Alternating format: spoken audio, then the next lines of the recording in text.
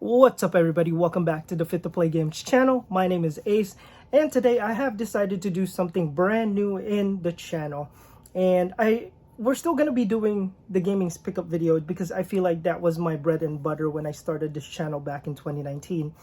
And now we're going to open up our horizon. I want to do a brand new segment that talks about video games that this generation is missing out on, and in the hopes that it kind of like will historically like talk about video games that I came across when I was younger, so then these new generations, whoever come across is my channel and sees this type of videos, would kind of give them an idea of like what type of RPGs we've had back in the day and what games they are missing now because they don't know anything about the past RPGs.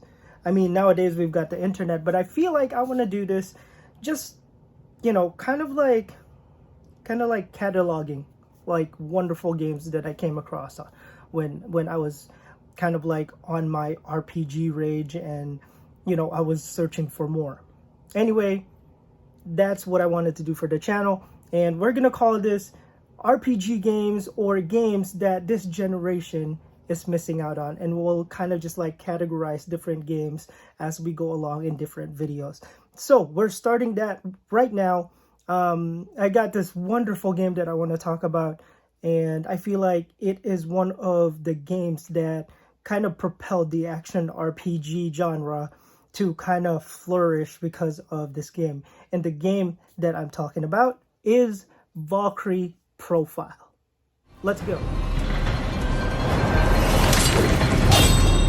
Alright, so Valkrie Profile came out on December 29, 2000 here in North America. And it was one of those wonderful, unique games that, you know, I was so glad to be able to play and enjoy. It was totally different from the other franchises, other RPG games that I've already played, including the Final Fantasy franchise. It was completely different. It was non-relatable. However, the story of Valkrie Profile revolves a lot more in the Norse gods, or you can call them the Aesers, which is the Norse gods. I know in the game, they kind of go back and forth of what they call themselves, but they are called Aesers, and it involves the Norse gods, Odin, Thor. You've got Freya, you've got, of course, Lenneth, who is the Valkyrie or the goddess of death. But it was really different. It was challenging at first because it wasn't the same as the other RPGs that I've played already. But as soon as I started getting into the rhythm of playing the game, because the gameplay as well is completely different. It gave you like a time limit. There's a certain time limit in the game that you can actually explore a certain area. So now, in terms of exploration, there's a certain amount of time limit that's given to the player when it comes to each chapters. Now in this game there's 8 chapters, and I believe that each chapter has at least about 28 amounts of exploration time, meaning 28 periods. So each time you visit a town, wherever you're at within the game, that counts towards the time period, which means, let's say it doesn't go by like per day, it's an instantaneous thing. So let's say there's 28 days, right? And then you would go ahead and go down to a town or a certain place in the map, and you explore it. And what's going to happen is, as you head back to the sky to try and explore a little bit more of the different areas within the game, that one time that you went down to land and explore that area counts towards the period. Meaning at 28, once you head down to the town, there will be 27 left, meaning it counts down to that. And each chapter has 28, I believe, from what I remember. And that was one of those unique features that this game had. Now when it comes to the battle system of Valkrie Profile, it's still your standard turn-based type of battle.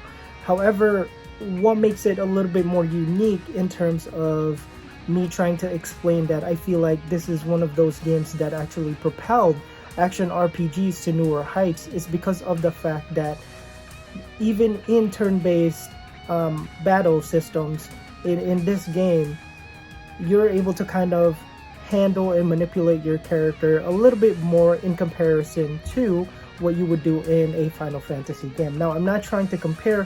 What I'm just trying to say is that there is a preset attacks and certain weapon skills that your characters can do in each of the battles that you go into within the game, and you can just command them at your will, meaning you can pretty much hit X, triangle, circle, or a square.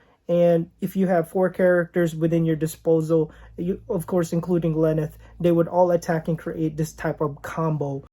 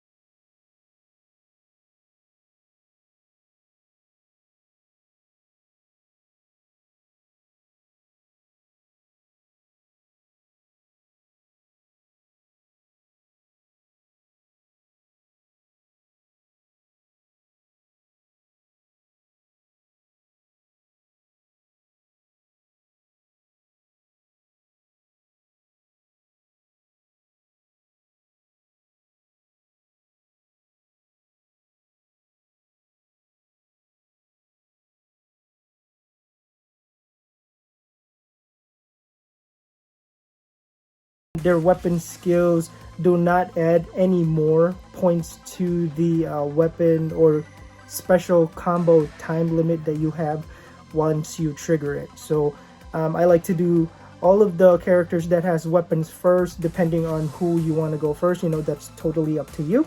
But then ended out with a magic attack characters if you have them in your party. Now, one of the unique things I loved about Valkrie Profile is that the character Lenneth, she doesn't necessarily recruit these warriors and magicians at her disposals at the moment that they're alive. That's why she's called, within this world called Midgard, she is referred to as the goddess of death. What that means to some people, they can't really explain because they're still alive within this entire world. But what Lenneth really does is that she recruits warriors who she has already been watching. Meaning, if there is a certain character, like let's say, for example, Joan of Arc, right? She was a martyr, right? During those times of persecution, and she was like a religious figure that defended Christianity.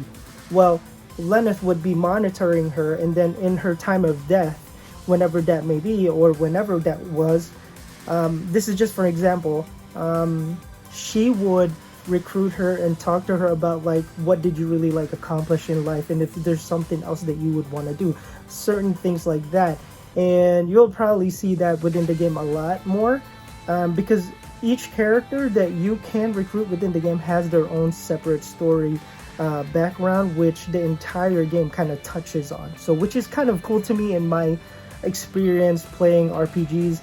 It was really amazing. I really thought that was something unique. That was something that was very impressive to me at that time, and still is. Valkrie Profile is a legendary game. That's why it costs the way it is. Even used, I mean, I'm not talking about like buying like the original PlayStation 1 game, because I think nowadays you can just download things digitally. But if you really want to own the copy of Valkrie Profile, I mean, you guys should be very much be aware that you'd have to shell out a few hundreds in there, because it's a good game. Aside from that, I kind of digress there a little bit, but Aside from that, she doesn't recruit them when they're alive. She recruits them when they die. And also, she has the choice to whether choose that character or just let that be and just kind of move on along to the next person who she deems worthy of training and sending over up there to Asgard to protect their world from Ragnarok. Now, we're going to move towards Ragnarok right now. So Ragnarok is pretty much the Norse's gods, or that whole mythology's end of the world. So just like in any type of mythology, even Greek gods mythology, they also have their own end of the world type of version. But in Norse mythology, Norse gods mythology, or the Aesir's mythology, it's called Ragnarok. I mean, some of you guys who are familiar with the God of War game, that's kind of where the direction is heading with Atreus and Kratos. So, that's, it's wild because the journey for that game, I mean, I don't want to talk about that because then I am kind of like, jumping to different subjects at this time. But Norse God's ending is called the Ragnarok, which is kind of like the end of the world and what brings about it. So that's why I think the forces of evil or darkness is going to destroy the Norse god unless they found warriors to fight for Asgard, to try and see if they can halt this invasion of darkness and kind of, catastrophe altogether. That's why Lennith has this mission to recruit as much warriors as she can, as well as get them equipped with the best equipment before she sends them over to Asgard. Because if she sends them there ill-equipped, they will be destroyed instantaneously because, that's just how it goes. No weapons. If you're ill-equipped, you have no armor, no special type of ability, no weapons, you will probably just die and just cost your entire party their lives. So within the game, it's kind of like Lennith's, it's her responsibility to train and fight with these warriors that she has recruited before she sends them over to Asgard. So you can send as many characters as you want in Asgard, because there is, like I said, there's a time period that you can explore within the world to get as much characters and get to know them as much as you want. And that's what's cool. That's one of the cool thing about it. It kind of reminds me a little bit of my favorite game called Suikoden, because Suikoden allows you to be able to recruit many characters to fight for your cause. And it kind of just falls into within that realm of type of RPG that I am into. And that's why I highly encourage some of you guys to check out Valkrie Profile. It's just a wonderful game overall, and it's really good for you to kind of explore like these oldies but goodie games. And you know what, that's why I wanted to start this whole entire new series within my channel. I know I keep calling it segment, but this is actually a new series that I want to add into my channel, and I hope you guys enjoyed this one. And I can't wait to do another one of these type of, I don't want to call these type of videos reviews, but I just want to keep this kind of like an information for the future generation who likes to play video games.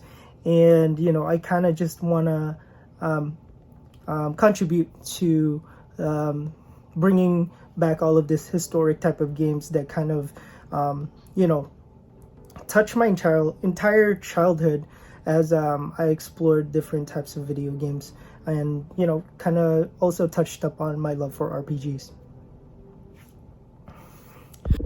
So guys, that is it for now for this series that I'm adding into the channel, which is called games that this generation is missing out on. And this kind of gives me a little bit of sort of like a documentary, as well as a history of games that I played during my childhood. And this kind of allows me to inform this new generation of games that